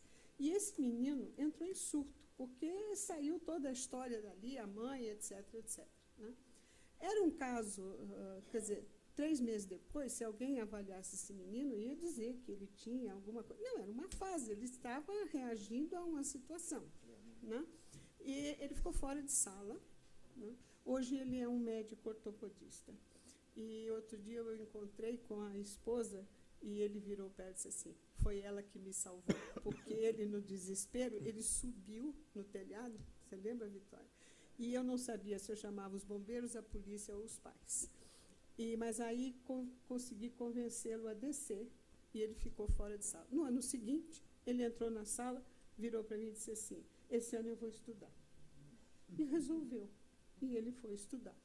Então, essa questão de, por exemplo, assim, se você considera um aluno dentro de necessidade especial, primeiro que a verba que a prefeitura recebe por um aluno taxado de normal é uma, ele recebe dobrado se o aluno é especial. Então, tem muita coisa aí que não se sabe. Né? O que nós temos que fazer é o seguinte, é possível a inclusão? É possível fazer com eficiência?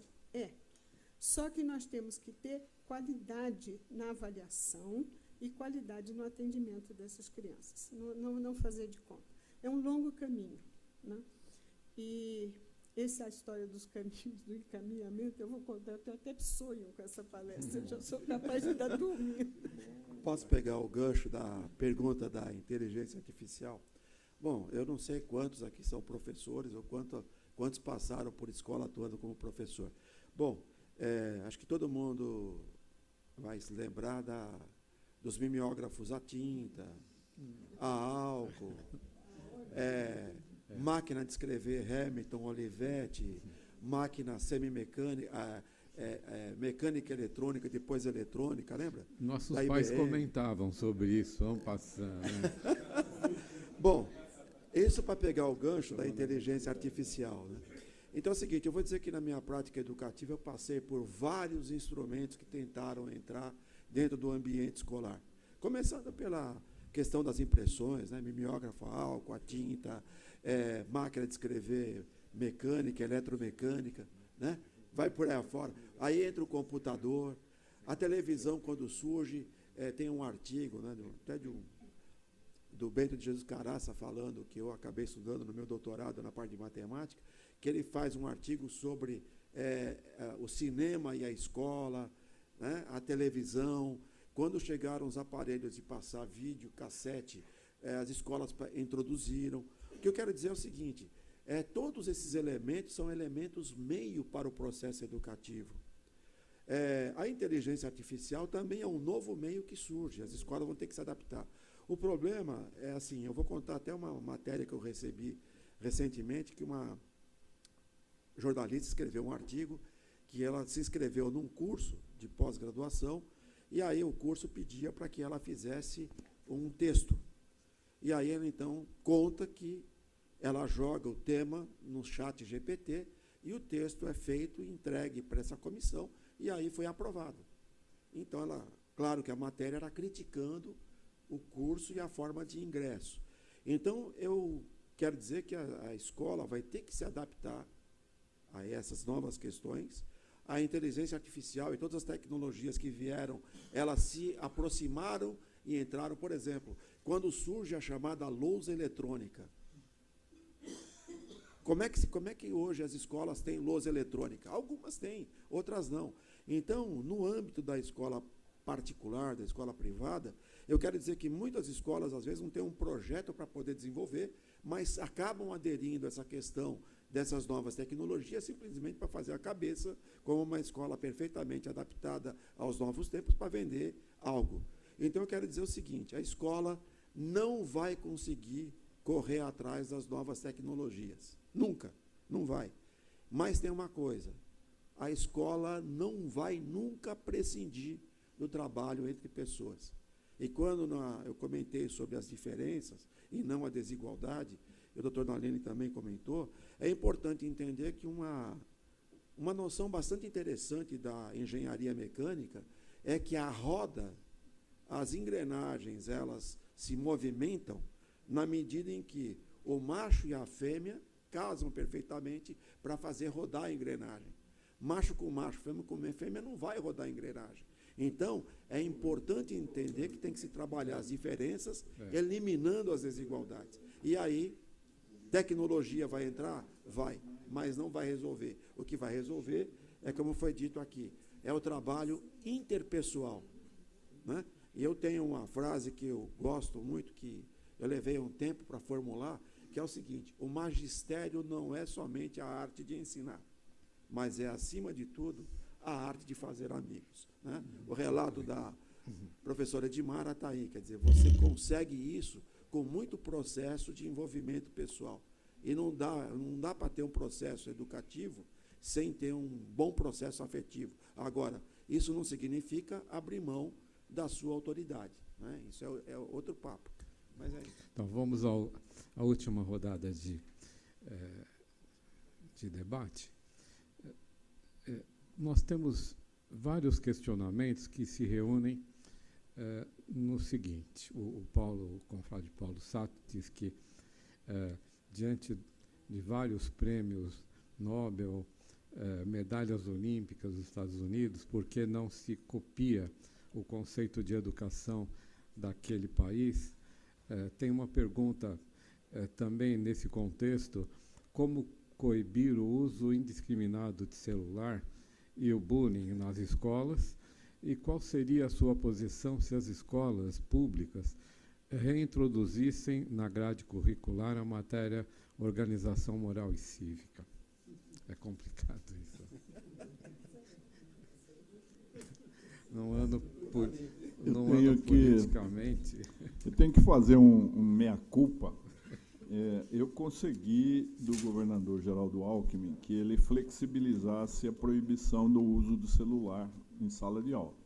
Porque eu comecei a receber inúmeras reclamações, né, que todos os alunos tinham celular, e aí alguém, o porteiro, né, recolhia todos os celulares ali. Na hora de saída, aquele atropelo, as mães começaram a reclamar, telefonar, que demoravam para devolver o telefone dela, etc. Aí eu convenci o governador a fazer uma alteração legislativa. Então, não é mudar a lei é assim, é proibido o uso de celular em sala de aula. Nós acrescentamos assim, vírgula, salvo para finalidade pedagógica. Então, eu falei, o professor, porque hoje é difícil um professor segurar a atenção do aluno. Na universidade, todo mundo, é uma dependência, eu acho que é uma enfermidade, nós estamos doentes. Não estamos doentes? Nós estamos doentes porque tem gente que não consegue ficar sem consultar, né? Então aquela abstinência é pior do que a da maconha, porque fica, ou da bebida, né? A pessoa, o que eu faço sem celular? Etc. Então, eu acho que hoje, aquele em 2016, que foi isso, foi bem aceito. Os professores ali falaram, bom, eu posso chamar os alunos e falar assim, olha, agora, em vez de vocês ficarem fazendo WhatsApp ou Instagram, não sei o quê, eu vou mandar um exercício, vocês em 2 ou 3 resolvam. Deu certo, não é? Parece que agora está muito pior, não sei, 2025 vai começar com proibição absoluta, né? Agora, o que eram as outras? Sobre bullying. Sobre bullying. Bullying é questão de uma sociedade polarizada em que você não pode pensar diferente. Os alunos levam para a escola o que eles veem em casa, né? O pai xingando ou o presidente ou o ex-presidente. Parece que o Brasil virou, sabe, ou isso ou aquilo, né? Que é uma coisa. E a terceira via, né? Nós precisaríamos. Então, tem que ser combatido, sim, evidentemente, mas eu acho que o bullying hoje é mais em cima do professor, né? O professor é muito ameaçado, né? E há reclamações. Eu vejo na escola privada mesmo, na escola particular, né? Que é aquela que paga razoavelmente melhor, né? Eu dei aula na FAP, então os alunos falam, eu pago o seu salário. Eu pago o seu salário, você está aqui a meu serviço, certo? E eu dava aula de ficção jurídica, que era ética, no último semestre, né? O que salvava, porque são todos ricos, né? Pessoas riquíssimas para pagar aquela mensalidade, 25 alunos, cada um com seu computador, e o que salvava era que cada turma tinha um aluno, às vezes mais idoso, assim, mais velho, que fazia a classe. Então, ele falou, olha aqui, gente, o nosso professor e tal. Mas não é fácil você dar aula em escola particular, não, porque acabou esse conceito de disciplina, né? Tudo tem que ser assim, muito... Você tem que ser amigo dos alunos, né? E eles também gostam daquele que não dá aula, que sai para tomar cerveja, né? Hoje sexta-feira, gente, fica aqui, né, dentro da classe, vamos sair, né? E esse é o bom, esse vai ser o paraninfo, esse vai ser o patrono, né? No meu tempo não era assim. Olha, acho que essa questão do bullying é uma prática que eu desenvolvi lá na escola. Eu criei uma disciplina em que quem trabalhava essa disciplina era uma psicóloga, inclusive foi minha aluna na universidade, junto com a matéria de técnicas de redação. Então, assim, essa matéria, ela tinha uma programação, mas que ela poderia ser alterada. Na medida em que surgiam alguns temas dentro da sala de aula, não importa a sala, ela começava na terceira série do ensino fundamental e ia até o 8º. Então, assim, se uma criança de idade menor pegava um lápis, uma borracha, então era muito comum a família, não, porque o fulano, a fulana roubou, né? Roubou o meu filho, a minha filha. Então, a gente já tinha que começar trabalhando com a família que vinha de uma maneira extremamente agressiva. Então, assim, quando surgia algum tema, sexualidade, isso, aquilo, então o que acontecia? a professora de técnicas de redação fazia um trabalho em que o tema era aquele. E as crianças discutiam o tema e elas produziam. E depois desse material recolhido, na aula que era desenvolvida pela psicóloga, ela então ia trabalhar isso com os alunos.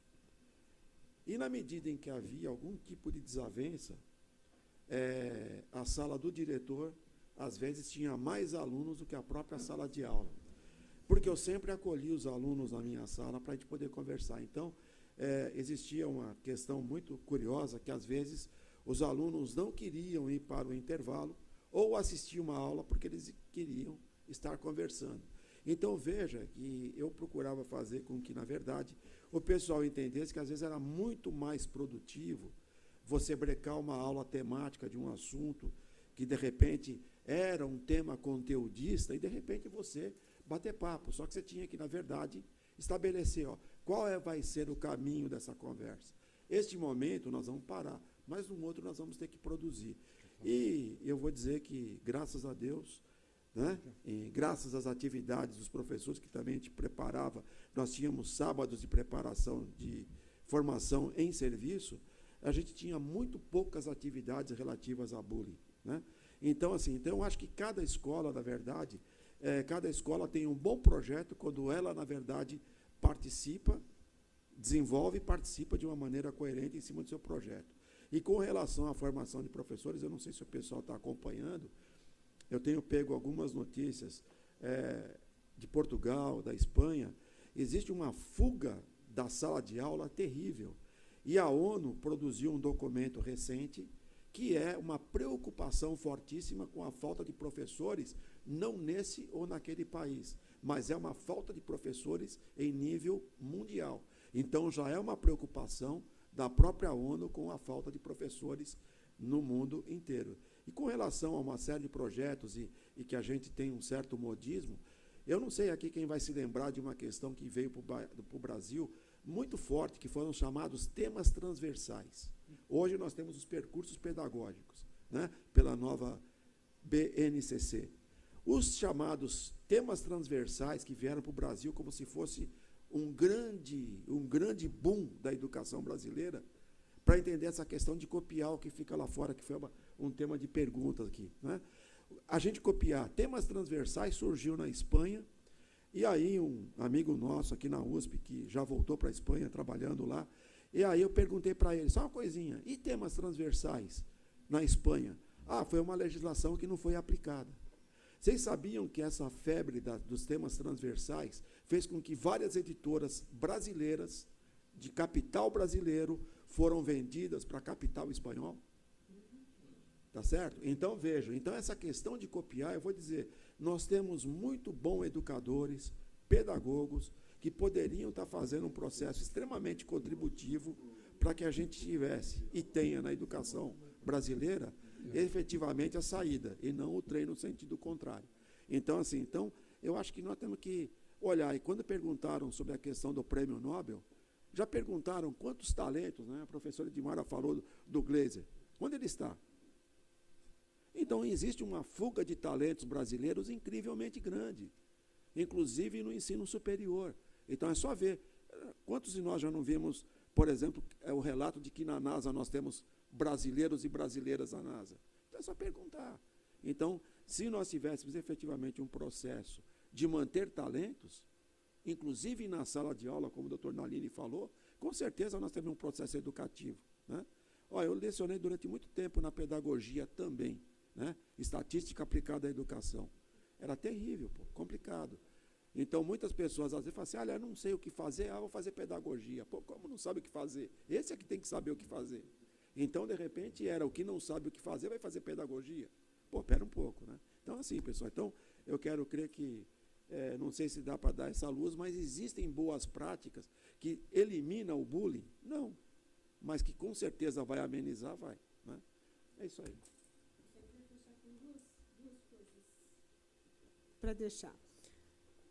Em vez de educação cívica, como nós tínhamos nos anos 50 na escola, filosofia. Eu acho que estudar filosofia faz bem. E existe um centro de filosofia para crianças na cidade de Florianópolis, que é um trabalho maravilhoso e que valeria a pena a gente conhecer. Segundo, na questão dessa busca do internacional, nós sofremos a síndrome de Barcelona por muito tempo aqui no Brasil, né? Tudo que vinha de Barcelona era ótimo.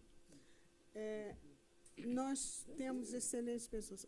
Atualmente eu estou presidindo uma organização nacional e eu tenho que brigar cada vez que eu vou fazer um evento de não trazer gente internacional. Eu quero brasileiros falando para brasileiros. Nós temos que fazer uma escola brasileira, uma escola paulista, uma escola da metrópole de São Paulo, dentro da nossa realidade e com as nossas competências. Eu acho que eu fiz muito estágio nos Estados Unidos, porque quando eu era muito jovem não existia formação em Montessori no país, mas o lugar onde eu fiz era dirigido por uma brasileira, que hoje é respeitada lá internacionalmente, inclusive a Associação Americana a considera uma lenda dentro da formação de professores. Eu acho que se a gente estudar, se a sociedade... Como? Ela se chama Selma Perry. Ela era uma freira agustiniana do Colégio Sion, aqui de São Paulo, que nos anos, a partir de 64, deve ter acontecido alguma coisa, ela teve que ir para Nova York e abandonou o hábito. E formou um centro de formação de professores em Chicago, que hoje é respeitadíssimo, e foi onde eu estudei. Bom, eu acho assim, eu queria que a gente conversasse e analisasse casos de sucesso, porque eu acho que a Montessori tinha razão. Sucesso gera sucesso, fracasso gera fracasso. E a gente, na educação, tem o mau hábito de falar muito dos fracassos. Então, procurar boas ideias, e se nós, como empresários, associação comercial, que agora tem uma boa divulgação de notícia aí, se a gente puder colocar boas notícias da educação, valorizando o que se faz de bom nesta cidade e neste país, acho que já é uma boa contribuição para nós todos. É isso. Bom, muito bem. Nós estamos chegando à parte final da nossa reunião. O coquetel já está sendo preparado.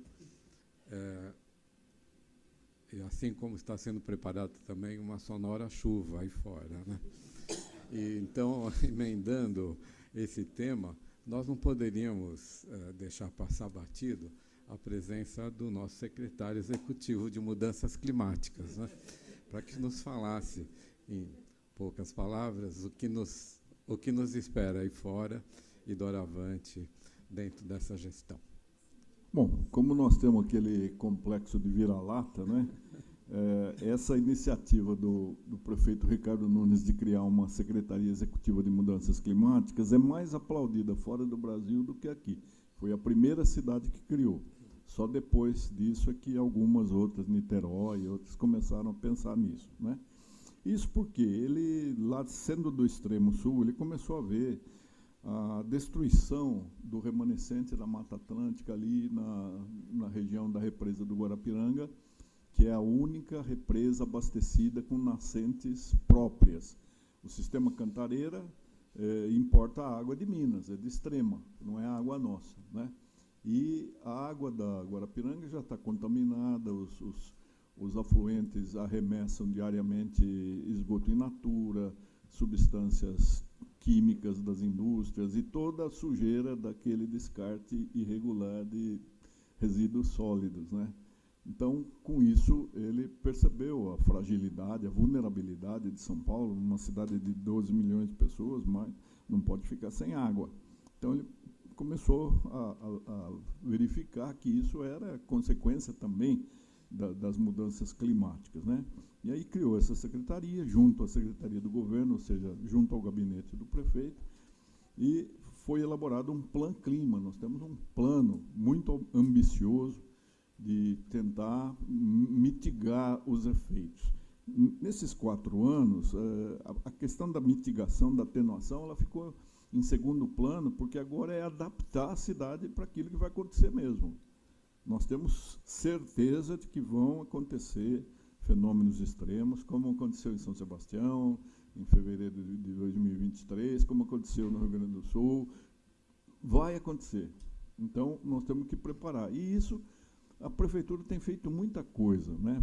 Nesses 4 anos, foram 10 bilhões de investimento em macrodrenagem, porque nós fizemos uma cidade impermeável, a água cai, ela vai ganhando velocidade, não tem onde se infiltrar, e vira correnteza, vira inundação, alagamento, né?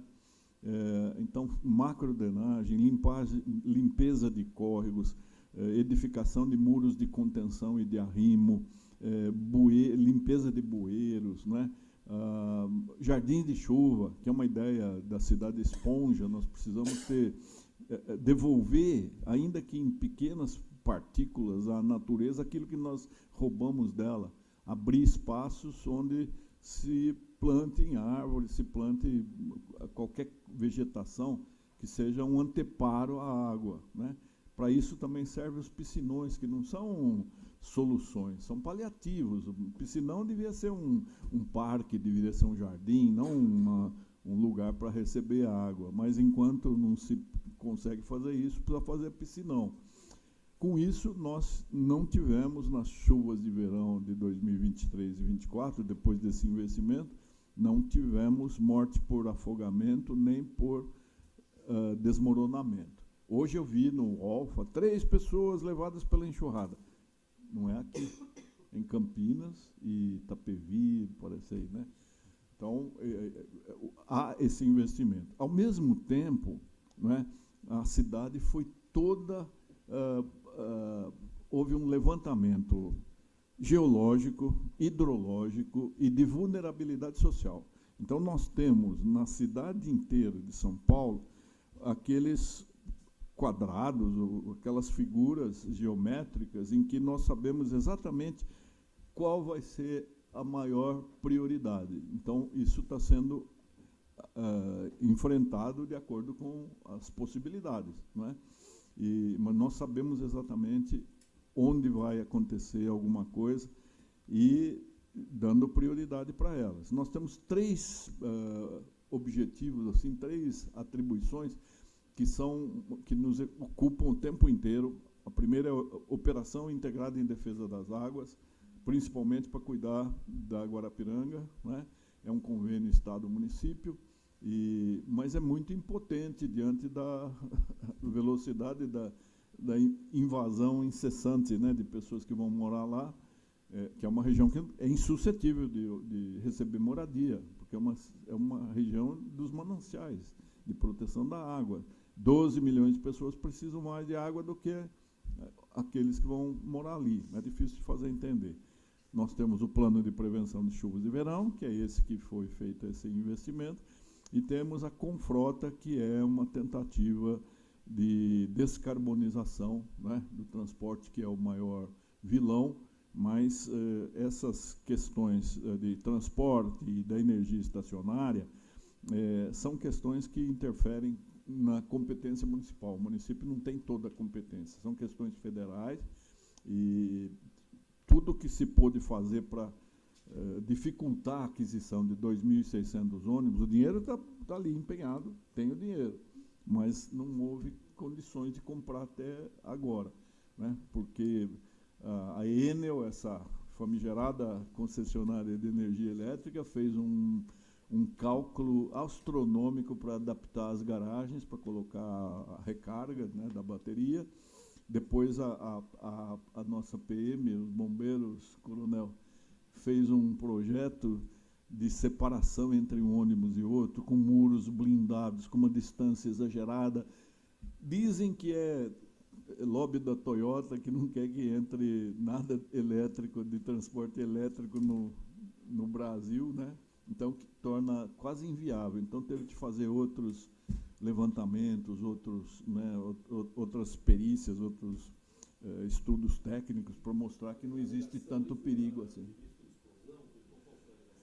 De que a bateria, se incendiasse, seria uma coisa desastrosa, tal. Então, mas está caminhando.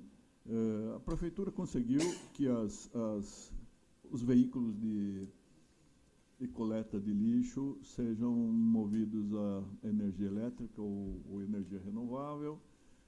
As escolas são nutridas por energia limpa também, fotovoltaica. E alguém falou aqui das hortas, né? Nós temos mais de 1000 hortas dentro das escolas e fora das escolas. Não é muita gente que sabe que a região do Parelheiros tem uma agricultura familiar muito forte, fornece até para o estado inteiro, não é só para São Paulo, né? E é fabuloso, é um pessoal que sabe preservar a natureza. Muita coisa a ser feita, nós precisamos de mais gente, mais braços, né? A messe é grande, os operários é que faltam. Mas nós estamos fazendo na secretaria um hub, que é um conjunto de tudo que São Paulo faz. Tem muita gente fazendo coisa boa, individualmente, em grupo, em entidades, e tudo. Nós estamos congregando tudo isso para que a gente saiba que pode contar com boas iniciativas, naquele caminho das boas práticas. Doutor Nalini, tenho a certeza absoluta que aqui o senhor terá uma centena de braços trabalhando em conjunto. No mês passado, antes de mais nada, eu quero agradecer àqueles que nos acompanham virtualmente e os que nos acompanham pelas redes sociais. Na reunião passada, todos acompanharam também a entrega de um mimo, que é uma medalha da nossa Associação Comercial de São Paulo, a Dom Dilo Scherer, cardeal arcebispo. E eu recebi um elogio muito grande com relação à beleza da medalha. E eu quero dizer, como disse a ele, quero dizer agora, estou diante de 3 dessas medalhas que serão entregues em seguida. Eu quero dizer que todos os 3 receberão muito mais do que o reluzente dourado dessa medalha. Esse dourado significa o ouro que nos ilumina a caminhar numa caminhada democrática em prol do empreendedor, em prol da democracia de modo geral, e na amplitude do termo desse substantivo. Desde 1894, essa casa se empenha nesse objetivo e certamente vem tendo sucesso, sobretudo porque todos os que estão aqui do comitê são baluartes, são ícones, são pessoas de notório saber que fazem acontecer esse objetivo. Então, é nesse sentido que eu quero entregar aos 3, em nome de todos aqui, esse mimo que nos representa, esse mimo que é o dourado muito além do ouro. É um mimo da nossa casa, a Associação Comercial de São Paulo.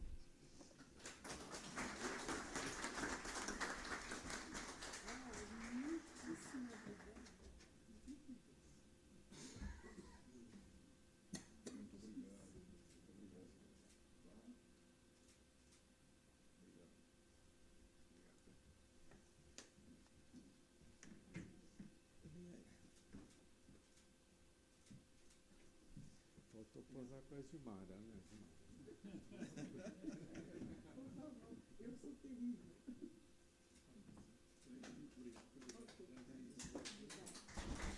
Muito obrigado. Convoco a todos para a reunião de novembro. Que dia será? 26 de novembro, com o tema Centenário da Verticalização de São Paulo. Tema maravilhoso. Está encerrada a reunião. Muito obrigado.